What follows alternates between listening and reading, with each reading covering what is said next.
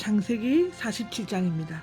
본국 땅은 이집트로 이주한 야곱 가족이 바로의 배려로 고센 땅에 자리를 잡게 되었고, 요셉의 탁월한 정치력으로 이집트가 더욱 강성해지고 있는 것을 나타내어 보여주고 있는 장이기도 합니다. 야곱의 가족이 바로에게 아련을 합니다. 그것이 1절에서 12절에 나와 있습니다. 야곱과 요셉의 형들은 바로를 아련하였고, 다섯 형들은 이미 요셉이 일러준 대로 고센 땅에 정착하기를 원한다고 말했습니다. 이에 바로는 이집트에서 가장 좋은 땅에서 자리 잡고 살도록 했고, 고센 땅에 사는 것을 허락하였습니다.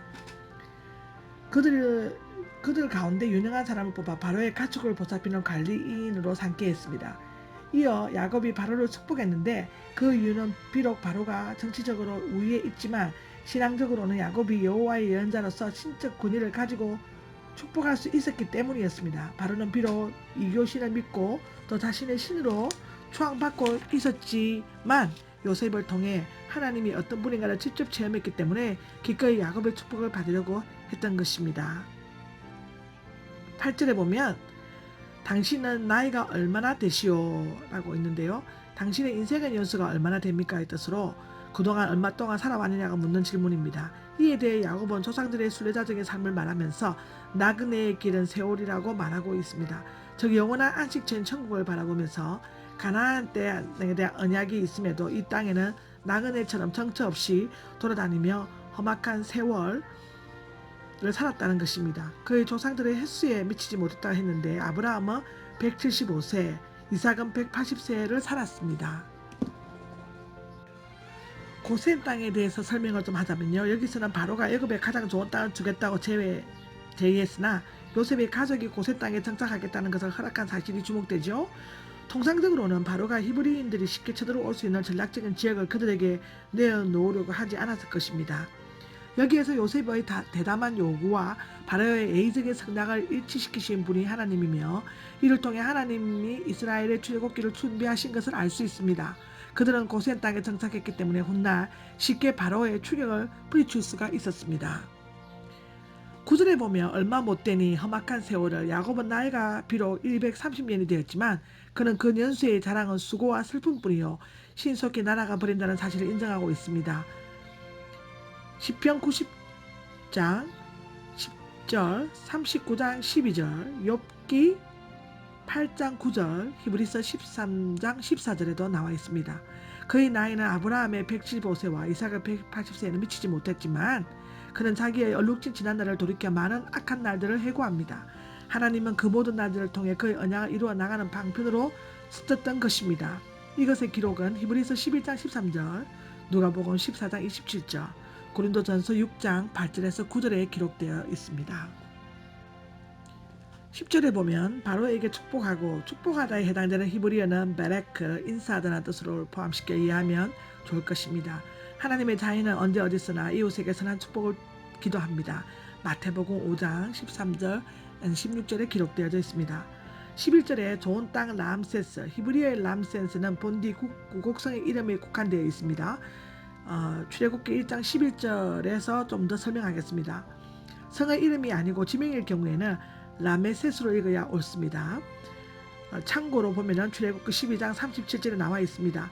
출애굽기에서는 람세스로 읽는데 이 이름을 람세스 2세의 이름을 본다는 것이 분명합니다.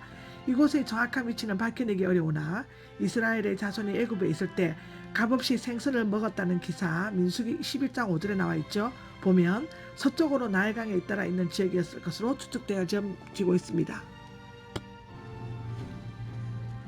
요셉의 지혜로운 기근 정책은 기록 13절에서 26절에 기록되어져 있습니다. 요셉의 통치하에 이집트 사람들은 기근으로부터 생명을 건질 수 있었고 바로왕도 크게 번영을 누리게 됨으로써 요셉은 이집트 땅에서 최고의 지혜로운 행정가임이 입증되었습니다.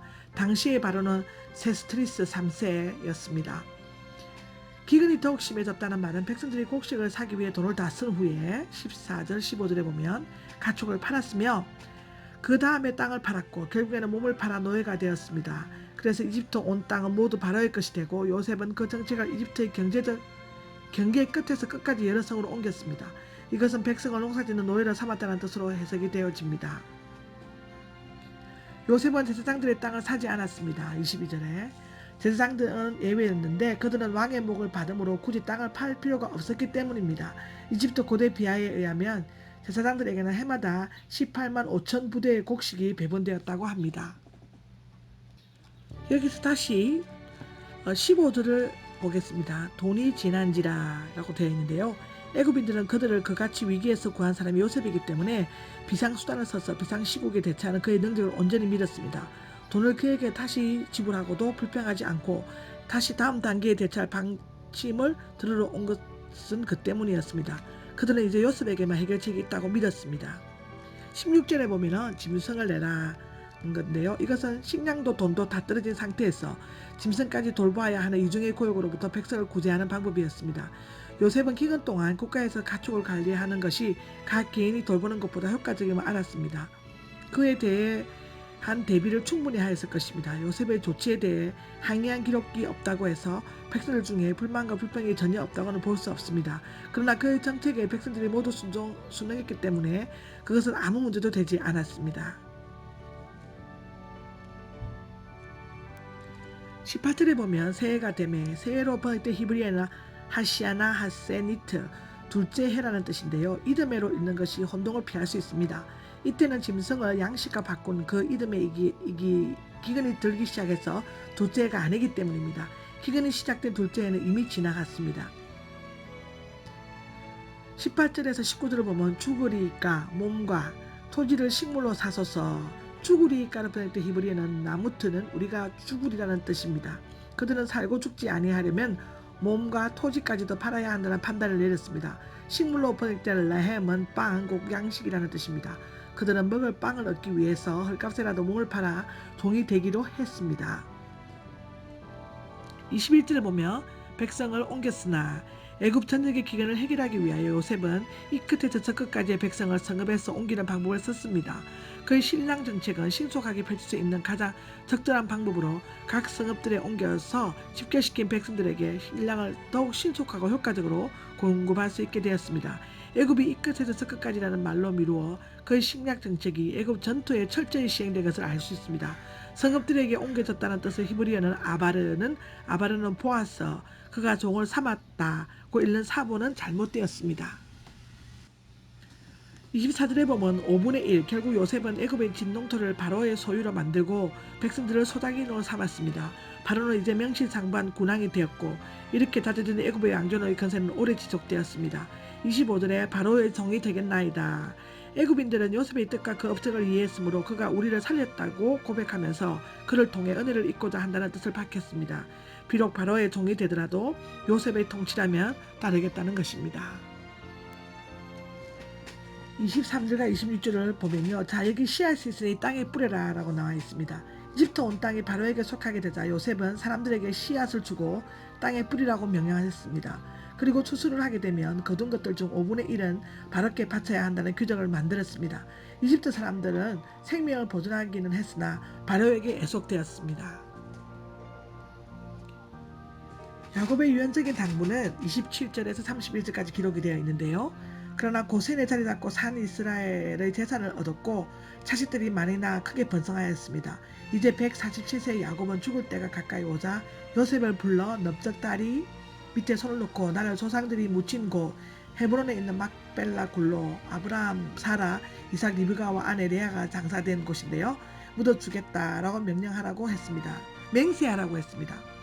그는 이집트에서 누리는 영광보다는 하나님께서 약속하신 참된 기업인 가나안 땅으로 후손들을 인도해 주실 것임을 믿었기 때문에 가나안에 묻히기 원했던 것입니다. 요셉은 아버지에게 맹세했고 이스라엘을 연로하고 세약했기 때문에 마지막 있는 힘을 다해 침대머리 맡아서 엎드려 하나님께 경배하였습니다. 히브리어 사본은 자음으로만 기록되었으므로 침대 또는 지팡이로 읽을 수 있지만 70인역은 지팡이 머리에서 경배하였다 라고 번역되어져 있습니다. 야곱이 생애 마지막까지 하나님께 예배드리고 고귀하고 엄숙한 모습을 찾아볼 수가 있습니다. 여기서 31절을 다른 주석을 보고 얘기하겠습니다. 경배하니라 라고 되어 있는 다른 주석은요. 야곱은 그 믿음에 있어서 가장 중대한 문제 해결을 요셉이 보장하고 맹세하자 꼭 경배하였다라고 되어 있습니다.